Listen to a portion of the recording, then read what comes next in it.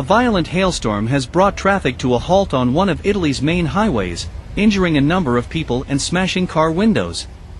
The storm hit part of the northern stretch of the road between Milan and Naples, which runs for almost 500 miles.